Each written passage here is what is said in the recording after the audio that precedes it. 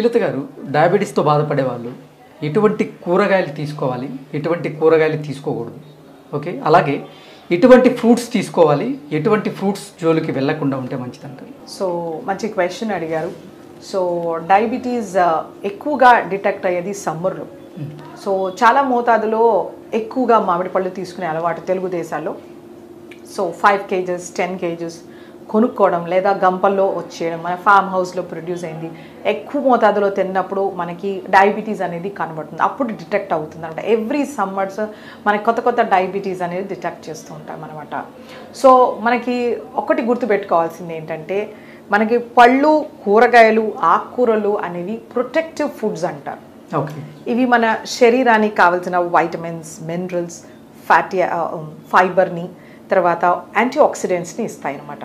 So ఇవి మన శరీరానికి డిజీజ్ ఫైటింగ్ కెపాసిటీ, ఇమ్యూన్ సిస్టమ్ని బిల్డప్ చేయడానికి చాలా మంచిది. మన ఓవరాల్ హెల్త్కి, వెల్ బీయింగ్కి ఈ ప్రొటెక్టివ్ ఫుడ్స్ అనేవి చాలా ఇంపార్టెంట్. సో ఇది మనము డయాబెటీస్ వచ్చినప్పుడు మనం కొద్ది రకాల ఫుడ్స్ని తగ్గించడము, అలాగే కొద్ది రకాల ఫుడ్స్ని అవాయిడ్ చేయడం జరుగుతుందన్నమాట. సో ముందుగా మనకి డయాబెటీస్ ఉన్న వాళ్ళకి ఒక ఫస్ట్ క్వశ్చన్ ఉంటుంది, నేను బంగాళదుంప తినొచ్చా? సో బంగాళదుంప అనేది మన శరీరానికి మంచిది.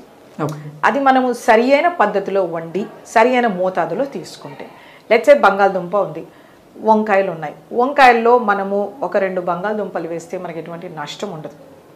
ఆ బంగాళదుంపని మనము కట్ చేసి ఉప్పు నీళ్ళల్లో వేసేసి నీట్గా అరగంట అయిన తర్వాత వాటిని పిండేసి మనం ఆయిల్లో వేసి ఫ్రై చేసామంటే మనకు దాంతో ఏమీ యూజ్ ఉంటుంది.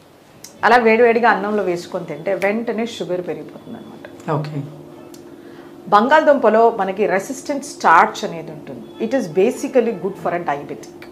ఓకే, కాకపోతే ఆ బంగాళదుంపని మనం ఫ్రై చేసి వేడివేడిగా తిన్నప్పుడు రెసిస్టెంట్ స్టార్చ్ అనేది బ్రేక్ అయిపోతుంది, డైరెక్ట్ గ్లూకోజ్గా దొరుకుతుంది. అది తిన్న వెంటనే మన షుగర్ పెరిగిపోతుంది. సో ప్రతి డయాబెటిక్స్ ఇది గ్రహించుకోవాలి.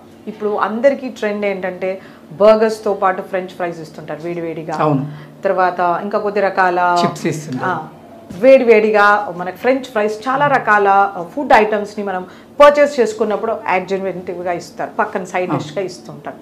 సో వేడివేడిగా తినేస్తుంటాం మనం శాండ్విచెస్కి, వాటికి వీటికి. సో మనకి ఆ సింపుల్ గ్లూకోజ్ అనేది శరీరానికి త్వరగా దొరికిపోతుంది. సో అలా మన షుగర్స్ పెరుగుతాయి, ఇది మనం గ్రహించుకోవాలి. సో మనకి శాస్త్రాలు కూడా చెప్పడం ఏంటంటే, మనం ఏదైనా వంట చేసిన తర్వాత 45 నిమిషాల నుంచి గంట వరకు ఏది ముట్టుకోకూడదని మనం ముందు నుంచి సాంప్రదాయంగా చెప్పిన మాట. వేడిగా మనము వడ్డించుకోవడం మనకి కాదు, గంట సేపు దాన్ని అలా వదలాలి. సో వాళ్ళు చెప్పేది ఏంటంటే, అందులో రెసిస్టెంట్ స్టార్చ్ డెవలప్ అయ్యేంత వరకు వెయిట్ చేయమని మనకు పెద్దవాళ్ళు చెప్పారనమాట. ఎప్పుడు పొగలున్నది మనం వడ్డించుకోం. సో అలాంటివి మనము కాన్సెప్ట్స్ని మనము క్యారీ ఫార్వర్డ్ చేసుకోవాలి, because every concept has a scientific explanation. Okay, so బంగాళదుంపతో అలా ఉంటుందన్నమాట. సో మనం కాంబినేషన్ కర్రీ చేయొచ్చు. లెట్స్ సే పులావ్ చేశారు ఆర్ వెజిటేబుల్ దలియా చేశారు, సో అందులో ఒక బంగాళదుంప వేశారు, మంచిది. ఆ పొట్టులో మనకి దానిపైన ఉండే స్కిన్లో పొటాషియం ఉంటుంది. It is really important muscle కాంట్రాక్షన్కి, హార్ట్ ఫంక్షనింగ్కి, బ్లడ్ ప్రెషర్ కంట్రోల్ చేయడానికి.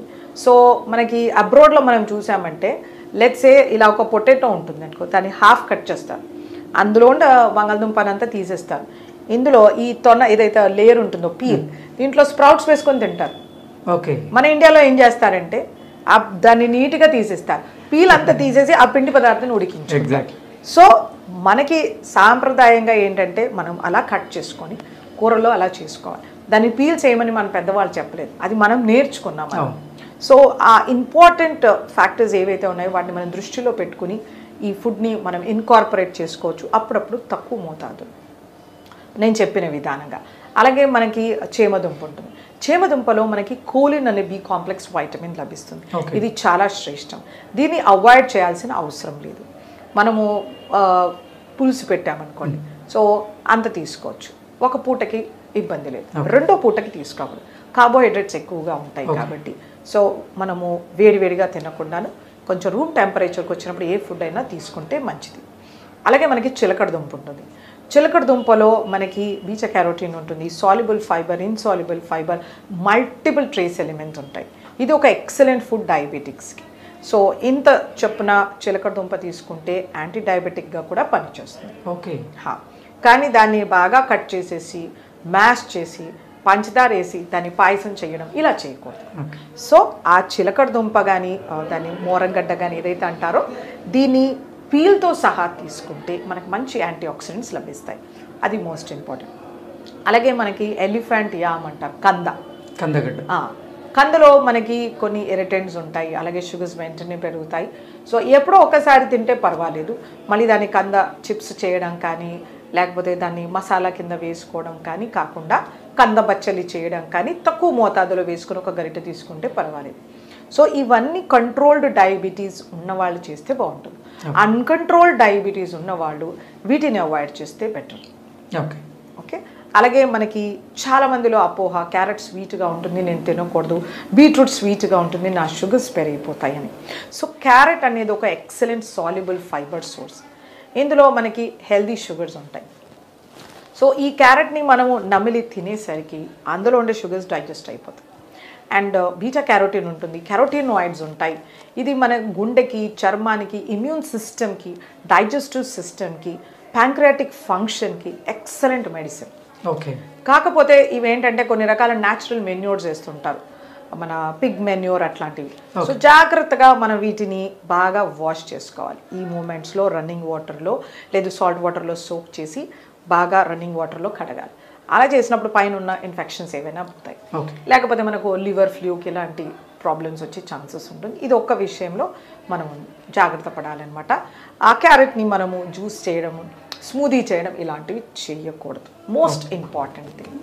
చాలా health care specialist, I don't say dietitians, వాళ్ళు స్మూదీస్ తీసుకోవాలని చెప్తుంటారు. That's a very bad thing. మీరు ఇన్స్టాగ్రామ్లో కానీ యూట్యూబ్లో కానీ చూడండి, ఏదైనా ఫుడ్ని మనం క్రష్ చేసి మ్యాష్ చేసి తీసుకుంటే వెంటనే షుగర్స్ పెరుగుతాయి. ఎందుకంటే గట్లో లిక్విడ్స్ అనేది 1 అవర్లో అబ్జర్వ్ అయిపోతుంది. So that's a very bad way of eating.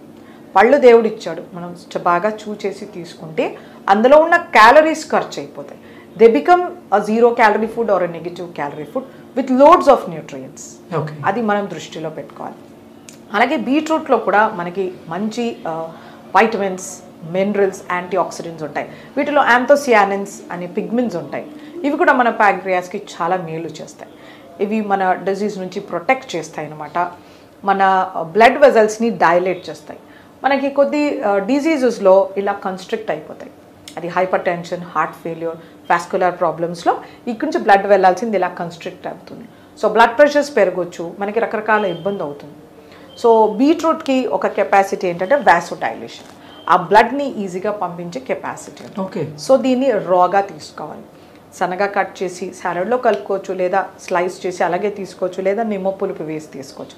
So డయాబెటీస్లో ఏంటంటే వీళ్ళకి retinopathy, nephropathy, peripheral vascular disease ఇలా వస్తుంది. కంటికి రక్త ప్రసరణ తగ్గిపోతుంది. సో ఇలాంటి వాళ్ళకి ఇది ఒక ఎక్సలెంట్ మెడిసిన్ అనమాట. సో కాకపోతే ఆ బీట్రూట్ని సన్నగా తరిగేసి నెయ్యిలో వేయించి పాలేసి షుగర్ వేసి కీర్ హల్వా చేస్తా, ఇలా చేయకూడదు.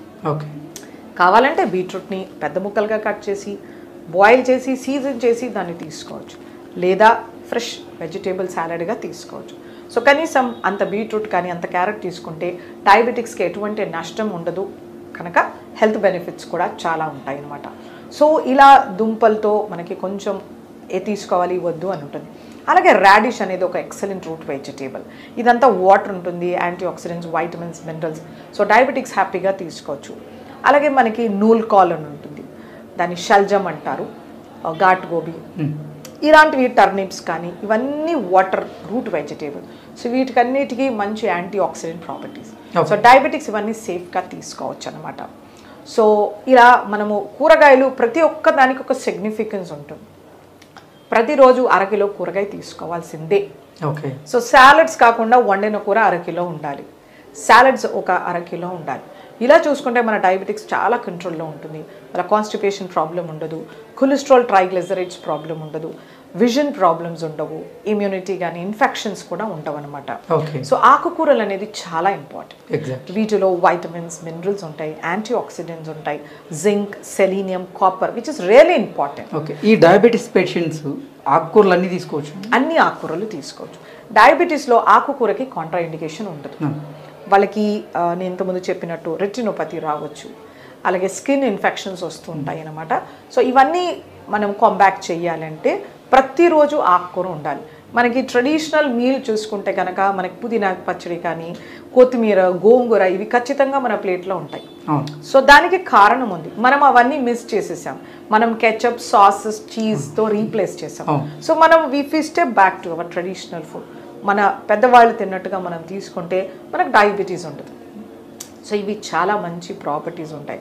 వీటిలో ఐరన్ కంటెంట్ ఎక్కువ, ఫైబర్ చాలా బాగుంటుంది, anti oxidant, zinc, selenium, manganese, magnesium ఎక్సలెంట్గా ఉంటాయి. మనకు కూరగాయల్లో దొరకనివి 30-50 ఫోల్డ్స్, అంటే 50 ఇంతలో ఎక్కువగా దొరుకుతుంది ఈ ఆకుకూరల్లో న్యూట్రిషన్. సో వీటిని ప్రతిరోజు మన ఆహారంలో చేర్చుకోవాలి. డయాబెటీస్తో సఫర్ అయ్యేవాళ్ళు కొంచెం పుదీనాని పేస్ట్ చేసి మజ్జిగలో కలిపి అలా తీసుకోవచ్చు, లేదా కొత్తిమీర పేస్ట్ చేసి తీసుకోవచ్చు, సాలడ్స్లో ట్రిమ్ చేసి వేసుకోవచ్చు, చపాతీ పిండిలో మ్యాష్ చేసి వేసుకోవచ్చు, ఇలా రకరకాలుగా చేసుకోవచ్చు. బట్ తీసుకోవాలి, మోస్ట్ ఇంపార్టెంట్. ఆకుకూరలు అనేది చాలా ఇంపార్టెంట్. ఫ్రూట్స్ మనకి ఇలాగే vitamins, minerals, fibre, soluble, insoluble fibre, moisture అన్నీ ఇస్తాయి. కాకపోతే కొన్ని రకాల ఫ్రూట్స్లో షుగర్ కంటెంట్ ఎక్కువగా ఉంటుంది, ఫ్రక్టోస్. వీటిని జాగ్రత్తగా తీసుకోవాలి. డయాబెటీస్ వచ్చింది ఫ్రూట్స్ మానేయాలని ఏమీ లేదు. డయాబెటీస్ వచ్చింది అన్కంట్రోల్లో ఉంటుంది, ఫ్రూట్స్ మానేయాల్సి ఉంటుంది. ఓకే. సో మన డయాబెటీస్ గుడ్ కంట్రోల్ 180-140 ఉంటుంది. సో రోజుకు ఇంత ఫ్రూట్ తీసుకోవచ్చు, ఒక టెన్నిస్ బాల్ అంత ఫ్రూట్ ఖచ్చితంగా తీసుకోవచ్చు. తీపిగా ఉండేవి మామిడి, పనస, సపోటా, సీతాఫలం, అరటిపండు ఇలాంటివి తక్కువ మోతాదులో తీసుకోవాల్సి ఉంటుంది.